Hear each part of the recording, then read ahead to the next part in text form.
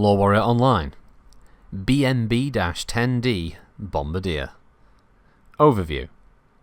The Star League wanted a mobile fire support unit, and the original Bombardier delivered that using the cutting-edge technology available at the time.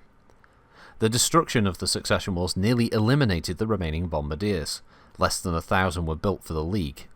So with Wakizashi Enterprises content to let the design die out, Earthworks Incorporated acquired a license to produce parts for the mech for a minimal fee. With the successor states eager for any mechs they could get their hands on, even one as poor as a reputation as this mech, Earthworks began to refit modest numbers of the mech after noticing that the basic armament and chassis would work with a smaller engine. Capabilities.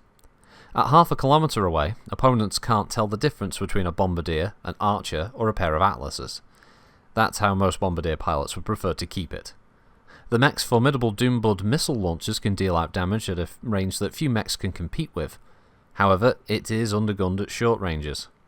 It's well armoured, though, and a short-range missile launcher gives it some punch to ward off light units that do get inside the arming distance for the missiles. The current model lacks the Star League's ability to exceed 85 kph, leaving it with a conventional speed for its tonnage. An anti-missile system previously gave it an advantage in duels with another missile platform, but the advanced system was replaced with a machine gun during the Succession Wars. The biggest failing lies with its biggest asset. The Bombardier only carries 12 salvos for the Doombuds. After a few minutes of combat, it can easily find itself outgunned and outmaneuvered by light mechs. Deployment. While most Bombardiers are found in the Free Worlds League or Draconis Combine, a few have shown up in other areas. Most military equipment is forbidden to be sold on the open market, but the second-line Bombardier is not subject to such stringent restrictions, and the mercantile Free Worlds League was particularly happy to market refurbished BNB-10Ds abroad. Most Bombardiers are relegated to militia or reserve units.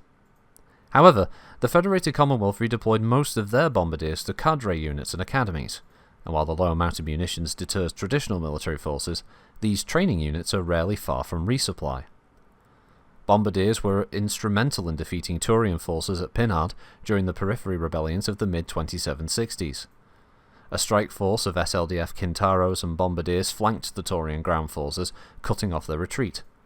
The force moved in fast and hit hard, with the Kintaros' narc systems making the limited ammunition of the Bombardiers go even farther. Once the Bombardiers were out of ammo, the Turians tried to fight their way through the strike force. However, the Bombardiers held their ground, slowing down their opponents, and while many Bombardiers were lost, the main body was able to mop up the resistance. Variants. Aside from the original 12D, there are no production variants of the Bombardier. Individual warriors have tried to remove weapons to fit more ammunition for the long-range launchers, while others have tried to fit smaller launchers with more endurance. Neither option works very well in the restrictive chassis, and attempts to fit lasers on it have similarly failed. Notable mech warriors. Buso Senshi David Hansen. A new recruit in the first Genyosha, Hansen is notable for having one of the few surviving 12D models. He fills a void in a fire support company mainly made up of archers and artillery vehicles. His superiors hope he fills the legacy of his mother, from whom he inherited his mech. Kyoko Hansen collected half a dozen kills on Misery as part of the 8th Sword of Light. In fact, the limited ammo load might have been beneficial for her. She was able to hit medium units hard and pull back before they were able to do significant damage.